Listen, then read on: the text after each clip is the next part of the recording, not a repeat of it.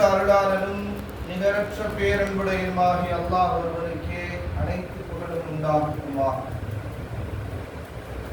இருளக தூதர் கருணை நாயகம் காருண்ய நபிகள் நாயகம் ஸல்லல்லாஹு அலைஹி வஸல்லம் அவர்கள் மீதும் அவர்களுடைய அடிச்சுவடுகளை அப்படியே பின்பற்றிய சத்திய சஹாபாக்கள், சன்மார்க்க தொண்டர்கள், தாபியீன்கள், தபஅ தாபியீன்கள், உலமாக்கள், சுஹதாக்கள், வலிமார்கள், இறைநேசர்கள், குறிப்பாக அல்லாஹ்வுடைய அடியார்களாக இருக்கக்கூடிய நபி மீதும் அல்லாஹ்வுடைய வற்றா கிருபை என்றென்றும் குவியலவட்டுமா. அல்லாஹ் தஆலா திருக்குர்ஆனுடைய 6666 வசனங்கள்ல இந்த சூராவை பற்றி அல்லாஹ் குறிப்பிட்டு சொல்லும்போது அஹ்ஸனுல் கஸஸ், அழகிய வரலாறு அப்படின்னு சொல்லி ஒரு சூரா வந்தார், சூரா யூசுப். இன்று நாம் இந்த சூரா யூசுஃபினுடைய விஷயங்கள் என்ன, இதனுடைய படிப்பினைகள் என்ன அப்படிங்கிறத தெரிஞ்சுக்கிறதுக்கு முன்னாடி நபி யூசுப் அலைஹிஸ்ஸலாம் அவர்கள் எவ்வளவு அழகு என்பதை பற்றி நாம் எல்லோரும் அறிந்தது, அதாவது காது வழியாக கேட்டது. ஆனால் அல்லாஹ் சொல்கிறான், இது ஒரு அழகிய மனிதனுடைய அழகிய வரலாறு. எப்படி? இது அழகிய மனிதனுடைய அழகிய வரலாறு. எந்த அளவுக்கு அவங்க அழகு அப்படின்னா, அவங்கள தவறான வழியில் ஈடுபடுத்துவதற்காக முயற்சி செய்யக்கூடிய தருணத்துல அந்த பெண்மணியை எல்லாரும் கேவலமா பார்த்தாங்க. ஒரு தனிமையான ஒரு அறையில யூசுப் அலைஹிஸ்ஸலாம் அவர்களை, அதை பற்றி ஒரு நீண்ட வரலாறை நாம் சொல்லுவோம். அப்ப அந்த பெண்கள் சுற்றி இருக்கக்கூடிய தோழிகள், யூசுப் அலைஹிஸ்ஸலாம் அவர்களை சுற்றி இருக்கக்கூடிய அந்த தோழிகள்லாம் என்ன நினைச்சாங்க அப்படின்னு சொன்னா, அந்த பெண்ணை தவறா நினைச்சாங்க. அப்படி என்ன யூசுப்ட என்ன அழகு இருக்கு? ஏன்னா யூசுப் அலைஹிஸ்ஸலாம் அவர்களை பார்க்கவில்லை அந்த தோழிகள். யாருடைய தோழிகள்? இந்த பெண்மணியினுடைய தோழிகள் யாரும் பார்க்கல யூசுப் அலைஹிஸ்ஸலாம். யூசுப் அலைஹிஸ்ஸலாம் அவங்கள ஒரே ஒரு தடவை மட்டும் நீங்க பாருங்க, அப்ப நீங்க என்ன ஒரு நிலைமைக்கு வருவீங்கன்னு சொல்லி அந்த எந்த பெண்மணி, அதாவது ஜுபேரியான்னு சொல்லுவாங்க, அந்த பெண்மணி தன்னுடைய தோழிகளுக்கு சொல்றாங்க. தோழிகள் என்ன பண்றாங்க? தயாரா இருக்கிறாங்க. அவங்களுடைய கையில கத்திகள் கொடுக்கப்படுது, ஒரு ஆப்பிள் பழமும் கொடுக்கப்படுது. இந்த ஆப்பிள் பழத்தை கையில வச்சிருக்கு, கத்தியும் கையில வச்சிருக்கு. யூசுப் அலைஹிஸ்ஸலாம் அவங்க வருவார். என்ன? நீங்கள் சரியான முறையில் என்ன பண்ணணும்? இந்த ஆப்பிள் பழத்தை நீங்க அறுக்கணும். அவங்களையும் பார்க்கணும், இந்த ஆப்பிள் பழத்தை என்ன பண்ணணும்? நீங்க அறுக்கணும். இதை பற்றி நீங்க சரியா செஞ்சிட்டீங்கன்னா நான் ஏன் அவர்களுடைய அழகில் விழுந்தேன் என்பதற்கு உங்களுக்கு புரியும் அப்படின்னு சொல்லிட்டு அவங்க சொல்றாங்க. பெண்கள்லாம் எல்லாமே என்ன பண்றாங்க? வரிசையா நிற்கிறாங்க. யூசுப் அலைஹிஸ்ஸலாம் வர்றாங்க. யூசுப் அலைஹிஸ்ஸலாம் வர்றதை பார்த்துட்டு யூசுப் அலைஹிஸ்ஸலாம் அவங்களுடைய அழகில மயங்கி அந்த ஆப்பிளை அறுப்பதற்கு பதிலாக தங்களுடைய கைகளை அறுத்துக் கொள்கிறார்கள். எந்த அளவுக்கு அழகா இருந்தது! அவங்க நடந்து வரும்போது யூசுப் அலைஹிஸ்ஸலாம் யாரையும் பார்க்கல. யூசுப் அலைஹிஸ்ஸலாம் என்னங்க, அவங்க தன்னுடைய பார்வையை தாழ்த்தி கொண்டு தான் வர்றாங்க. ஆனால் அவர்களை பார்த்த மாத்திரத்தில், இது திருக்குர்ஆனுடைய வசனம், அவர்கள் தங்களுடைய கைகளை என்ன பண்ணிக்கிட்டாங்க? அறுத்துக்கிட்டாங்க. இந்த அளவுக்கு அழகு. இந்த அழகுக்கு காரணம் என்ன? யூசுப் அலைஹிஸ்ஸலாம் அவங்களுடைய அழகுக்கு காரணம் என்ன அப்படிங்கிறத பற்றி ஒரு விரிவான ஒரு விளக்கம், ஒரு நீண்ட ஒரு வரலாறு தான். இருந்தாலும் இதை நாம் புரியக்கூடிய தருணத்துல மிக கவனமான முறையில் இந்த வரலாறு நம்ம தெரிஞ்சுக்கிட்டோம் அப்படின்னு சொன்னா, ஏன் யூசுப் அலைஹிஸ்ஸலாம் அவர்கள் இவ்வளவு அழகாக இருந்தார்கள்? ஒரு அழகிய மனிதருடைய அழகிய வரலாறு நல்லா சொல்றாங்க. ஏன் அப்படிங்கிறதுக்கு உண்டான காரணங்கள் என்ன அப்படின்னு சொன்னா, இவர்களுடைய தந்தை என்னங்க? யாக்கூப் அலைஹிஸ்ஸலாம். யாக்கூப் அலைஹிஸ்ஸலாமுடைய தந்தை யாருங்க? இப்ராஹிம் அலைஹிஸ்ஸலாத்து வஸலாம். இப்ராஹிம் அலைஹிஸ்ஸலாமுடைய வரலாறுல இருந்து வரும். இவங்க யாருடைய சந்ததியில எப்படி வர்றாங்க அப்படிங்கிறத ஒரு முழு வரலாறை பற்றி தெரிந்து கொள்வோம். இப்ப இப்ராஹிம் அலைஹிஸ்ஸலாம் அவங்களுக்கு அல்லாஹ் தஆலா முதல் மனைவியா சாரா அம்மையார் மிகவும் அழகானது. அதாவது அந்த காலகட்டத்துல இருந்த பெண்மணிகள்ல அழகான பெண்மணி யார் அப்படின்னு சொன்னா சாரா அம்மையார். ஆனா சாரா அம்மையாருக்கு குழந்தை பார்த்து அவ்வளவு அழகா இருந்தாங்க. ஆனால் அவர்களுக்கு என்னங்க? குழந்தை இல்லை. குழந்தை இல்லாத தருணத்துல யாரை திருமணம் முடிச்சு வைக்கிறாங்க? ஒரு குழந்தைக்காக யாரை திருமணம் முடிச்சு வைக்கிறாங்க அப்படின்னு சொன்னா ஹாஜரா அம்மையாருக்கு. ஹாஜராங்கிற பெண்மணியை என்ன பண்றாங்க? இப்ராஹிம் அலைஹிஸ்ஸலாம் அவர்களுக்கு ஹாஜராங்கிற பெண்மணியை திருமணம் முடிச்சு வைக்கிறாங்க. அப்ப ஹாஜரா அம்மையாருக்கு அல்லாஹ் தஆலா குழந்தையை கொடுக்குறாங்க, இஸ்மாயில் அலைஹிஸ்ஸலாம் அவர்கள். இவங்களுக்குமே என்ன அப்படின்னு சொன்னா ஒரு கிட்டத்தட்ட ஒரு 80 வயதையும் தாண்டி வரலாற்று ஆசிரியர்கள் பதிவு செய்கிறார்கள், ஒரு 100ஐ நெருங்கக்கூடிய தருணத்துல வீட்டிற்கு மலக்குமார்கள் வருகை தருகிறார்கள். அந்த மலக்குமார்கள் வரக்கூடிய அந்த விஷயங்களை வந்து யார் பார்க்கறாங்க அப்படின்னா சாரா அம்மையார் பார்க்கறாங்க. பார்த்துட்டு ஒரு சந்தோஷத்தோட சிரிக்கிறாங்க. எப்படியும் ஒரு சுப செய்தி இருக்கும்.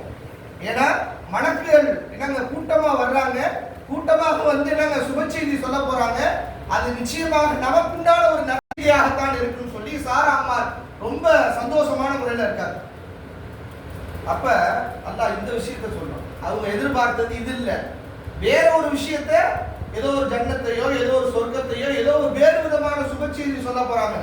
ஆனா இந்த 100 வயசை நெருங்கிட்டு இருக்கிற இந்த வயசான காலகட்டத்துல குழந்தையே இல்லாம இருந்தாங்கல்ல, அந்த குழந்தைக்காகத்தான் அவங்கள ஹாஜரா அம்மையார் திருமணம் முடிச்சாங்க, ஒரு குழந்தை பிறந்துருச்சு. ஆனா இவங்களுக்கு குழந்தை இல்லாம இருந்துச்சு இல்ல. அப்ப அல்லாஹ் தஆலா அந்த வழக்குகளின் மூலமாக சுப செய்தி சொல்ல விடுறான், உங்களுக்கு அழகிய குழந்தை, ஆண் குழந்தை அல்லாஹ் தஆலா பிறக்க வைக்க போறான். அப்ப உங்களுக்கு ஆச்சரியம் தாங்க முடியல. காலத் யா வைலத்தா, என்னுடைய இந்த காலகட்டத்தில் அலிது நான் பிள்ளை பெற போறேனா, வான அஜூசுன், நான் எப்படிங்க, அதாவது நான் ரொம்ப பலகீனமான முறையில் இருக்கிறேன், கை கால்லாம் என்னங்க நடுக்கத்தோட இருக்கிறாங்க, அந்த தோல்லாம் சுருங்கி இருக்குது. ஆனாலும் என்ன சொல்றாங்க, இந்த நிலைமையில நான் குழந்தை பெற போறேனா, என்னுடைய கணவரும் ஷுயூ வயதானவராயிட்டாரு, ஆனாலும் அவங்களுக்கு குழந்தை இருக்குது. யார் மூலியமா? ஹாஜரா அம்மையார் மூலியமா. ஆனா இவங்களுக்கு குழந்தை இல்லை. அல்லாஹ் தஆலா வழக்குகளை கொண்டு இந்த செய்தியை சொல்லி முடிச்சுட்டு இங்க போயிடுறாங்க. அல்லாஹ்வுடைய கிருபையினால் அன்று இரவு தரிக்கப்படுகிறார். இரவு தரிக்கப்பட்டு அல்லாஹ்வுடைய கிருபையினால யார் பிறக்கிறாங்க அப்படின்னா இஸ்ஹாக் அலைஹிஸ்ஸலாம் அவங்களும் யாக்கூப் அலைஹிஸ்ஸலாம் அவங்களும் பிறக்கிறாங்க. அப்ப யாக்கூப் அலைஹிஸ்ஸலாம் அவங்களுடைய வழித்தோன்றல் எப்படிப்பட்ட வழித்தோன்றல் அப்படின்னு சொன்னா, யாக்கூப் அலைஹிஸ்ஸலாம் எங்க போய் திருமணம் முடிக்கிறாங்க? இப்ராஹிம் அலைஹிஸ்ஸலாம் சாரா அம்மையார ஃபர்ஸ்ட் திருமணம் முடிச்சு, ரெண்டாவது ஹாஜரா அம்மையார திருமணம் முடிச்சாங்க. இப்ப இவங்களுடைய பிள்ளைகளுடைய காலகட்டத்துக்கு வரோம். இவங்களுடைய பிள்ளைகளுடைய காலகட்டத்துல இவங்க, அதாவது யாக்கூப் அலைஹிஸ்ஸலாம் யாருடைய வழித்தோன்றல்ல திருமணம் முடிக்கிறாங்கன்னு சொன்னா, சாரா அம்மையாருடைய அண்ணன் எங்க இருக்காங்கன்னா ஈராக்ல இருக்கிறாங்க. அந்த ஈராக்குக்கு போய் அவங்களுடைய தாய்மாமுடைய பிள்ளைகளை, அதுல ஒரு பிள்ளை ராஹில் என்று சொல்லக்கூடிய அந்த பிள்ளை ரொம்ப அழகான பிள்ளை. இது யாருடைய வழித்தோன்றல்ல வருது? சாரா அம்மையாருடைய வழித்தோன்றல்ல வருது. சாரா அம்மையார் எப்படிப்பட்டவங்க? அந்த காலகட்டத்தில் அவர்கள் தான் அழகிய பெண்மணி. அப்ப அவங்களுடைய அண்ணனுடைய, அதாவது தாய்மாமுடைய பிள்ளைங்க, அந்த பிள்ளைகள்ல 2 பிள்ளைகள், ஒரு பிள்ளை பேர் என்னங்க ராஹில், இன்னொரு பிள்ளை பேரு லையா. லையாங்கிற பெண்மணி கொஞ்சம் மாநிறமா உடையவங்க, அழகு ரொம்ப கிடையாது. ஆனா ராஹில் இருக்காங்கல்ல, வரலாற்று ஆசிரியர்கள் பதிவு செய்யறாங்க, சுபஹானல்லாஹ், அவர்களை போன்ற ஒரு அழகை இந்த உலகத்துல யாரும் பார்க்க முடியாது, அவ்வளவு அழகான பெண்மணியா ராஹில். அந்த ராஹில தான் திருமணம் முடிப்பேன்னு சொல்லி இவங்க என்ன பண்றாங்க, திருமணம் முடிக்கிறதுக்கு அவங்கள்ட்ட பேசுறாங்க.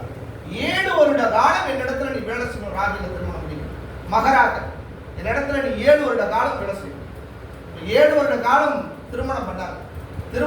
அதாவது 7 வருட காலம் என்ன பண்றாங்க, வேலை செய்யறாங்க, ஒரு கூலி வேலை செய்யறாங்க. அவங்க இடத்துல செஞ்சு முடிச்சுட்டு திருமணம் முடிக்கக்கூடிய தருணத்துல என்ன பண்றாங்க, இரவுனுடைய நேரத்துல யாரை மாற்றி அனுப்பிடுறாங்க, லையாங்கிற பெண்மணியை மாற்றி அனுப்பிடுறாங்க.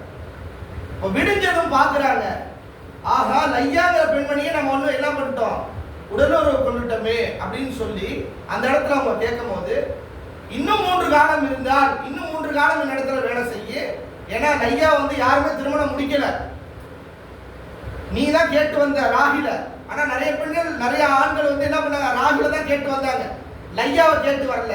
அதனால லையாவை திருமணம் முடிச்சுக்கோ, ஏன்னா திருமணம் முடிச்சுட்ட, அல்ஹம்துலில்லாஹ் உடலுறவு கொண்டுட்ட, திருமணம் முடிச்சுட்ட. அதே மாதிரி இன்னொரு 3 வருட காலத்திற்கு பின்னால் தான் எனது ராகிலை திருமணம் முடிக்க முடியும் அப்படின்றாங்க.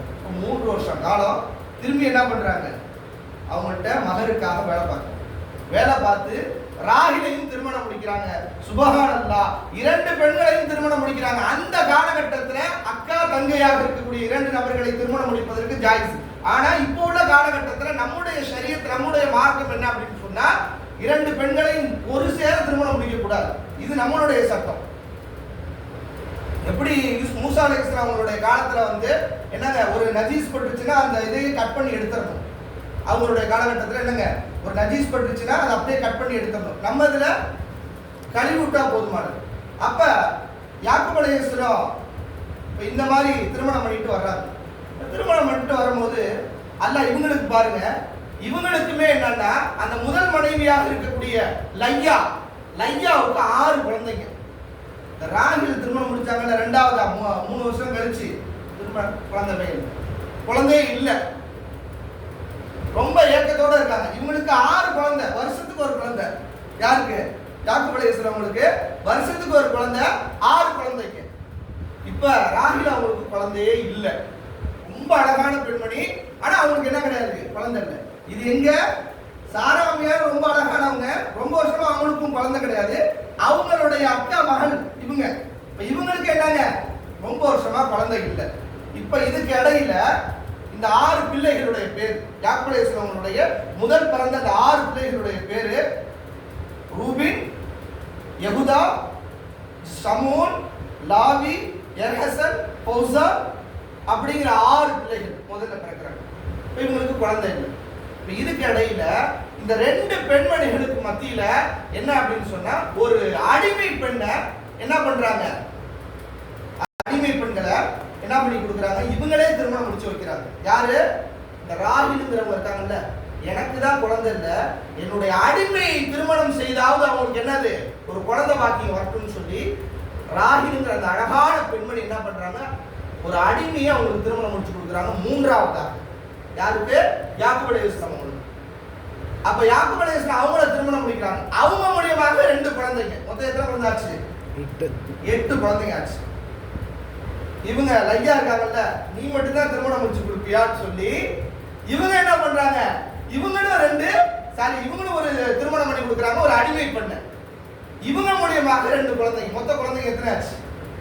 4 பெண்மணிகள், 4 என்ன பண்ணிருக்காங்க, 4 நிக்கா பண்ணிருக்காங்க. எத்தனை குழந்தைங்க மொத்தம்? 10 குழந்தை ஆச்சு. இப்ப ராகிலுக்கு குழந்தை இல்லாம இருந்துட்டு இருந்ததுல அந்த அழகிய இப்ப அல்லாஹ் தஆலா அவங்களுக்கு ஒரு அழகான குழந்தை அல்லாஹ் கொடுக்கிறான். சுபஹானல்லாஹ். அந்த குழந்தை பேர் தான் யாருங்க? யூசுப்.